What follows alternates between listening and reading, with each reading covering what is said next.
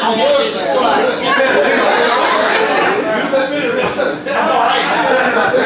I was like,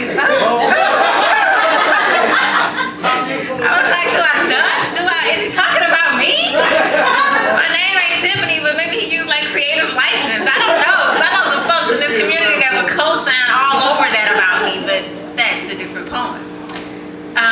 Wow, I've never heard him do that kind of poetry. Okay, I gotta pull it together. Host mode. Okay.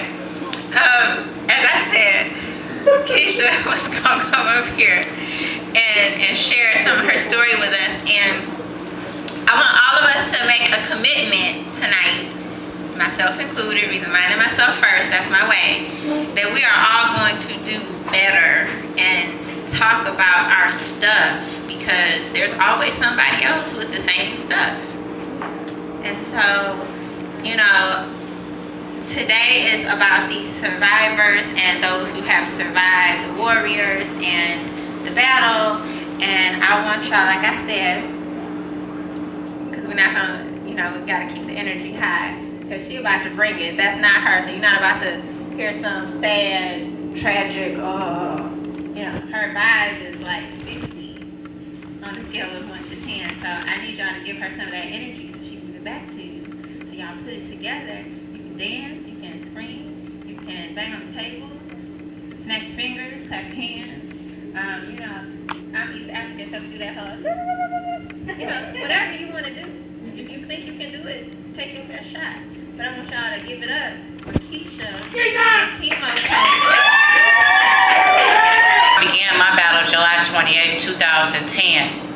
I don't have the luxury of being able to say remission or cure, which there is really no cure, but I don't have the luxury of saying that because I carry a genetic marker called BRCA1. BRCA1 simply means that I got it from my paternal side of my family, and it's strongly connected, and it was always in my body, but I didn't treat my body the way I should have. And being that I didn't, it took over. So when I went to the hospital, I didn't go to get a mammogram. So even I tell everybody when I do speaking engagements, I tell everybody get mammograms. Don't wait till you're 40. Don't wait till you're 35. I was diagnosed at 33. And I was misdiagnosed first with a heart condition because they didn't want to believe that it was cancer over my left breast. They just thought I must have had a heart condition. And 6 months later, they said, no, it's stage 4 breast cancer.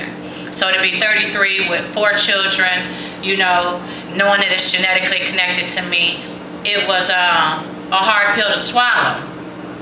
Quite a few of the people in this room are connected to me through Facebook, and so they do see my journey. I'm one of those people that I journey everything. I video my surgeries, I video what I'm going through at the hospital, I video the treatment, I video how I'm being treated through insurance purposes, I video every and anything, because I feel like every and anything has to be acknowledged. I'm learning more every day. All right, I am now stage 3A breast cancer. Okay, I'm still in the fight, but I call it a fight, and it is a fight, but I really don't even like those words. I've actually deleted people from Facebook for calling my battle like a battle that's to be lost. I consider it more a journey. I tell a lot of people that I deal with in life, they say, you go on Facebook and you put up these pictures and you put up these videos, and I'll be honest with you, I take myself to a different place. When I go to the hospital, I'm at the hospital usually 3 times a week. And when I'm at the hospital, I take myself to a different place. I treat it like I'm on a field trip to the DIA, to the wherever. I take pictures because I realize that even though some people may feel like it's too much for them, other people will appreciate it.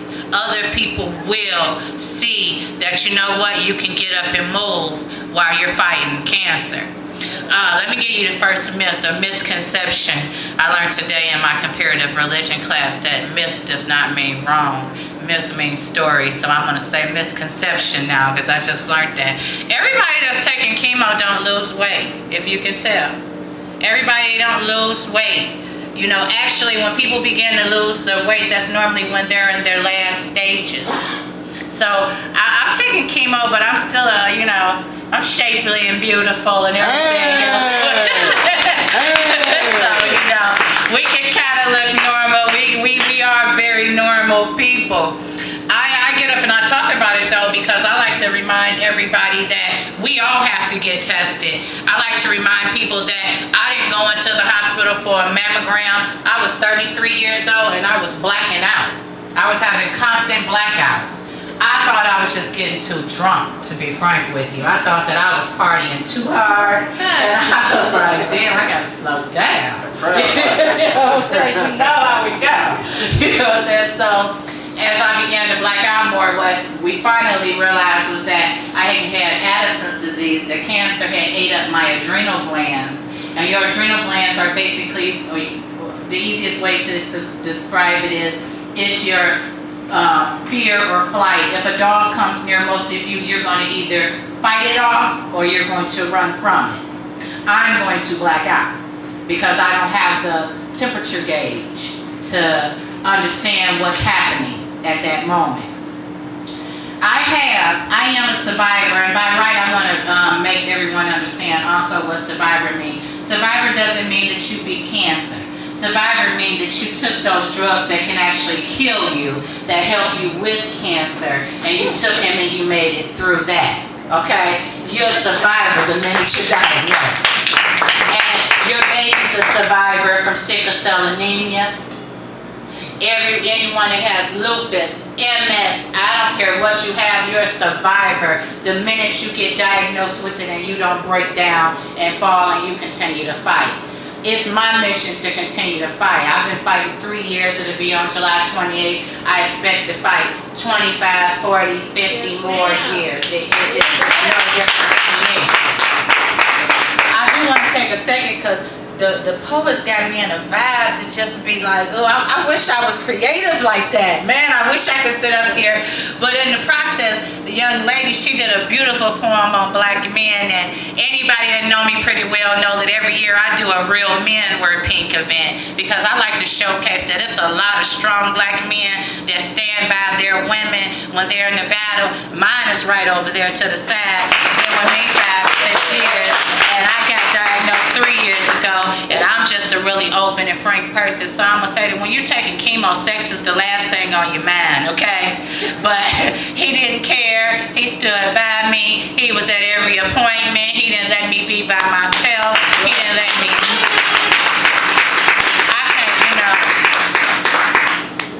I'm going to do a YouTube just for him one day. You know what I'm saying? That's called real love. That's called real love. And I'm difficult because I'm pushy. I'm pushy with doctors. I'm pushy with everybody. I'm an activist and an advocate first. I was an activist before I was diagnosed. When Ayanna Jones was shot and killed by the police officers during the first 48, I went on that protest. We put together that march that went from the east side to the west side. When a young man was shot and killed at the BP gas station last year by the attendant over the price of a condom, I organized that protest. We get out there and we put together and we fight. But more so than that, because of what's going on with me, I'm an advocate for cancer awareness. Breast cancer, it doesn't matter what color the ribbon is for me. You know what I'm saying? It can be whatever color. LM just lost someone this morning to the battle. It's a part of the fight. My sister died in January. She was 42. My niece, who was 25, died in November. You know what I'm saying? The year before, she was 25.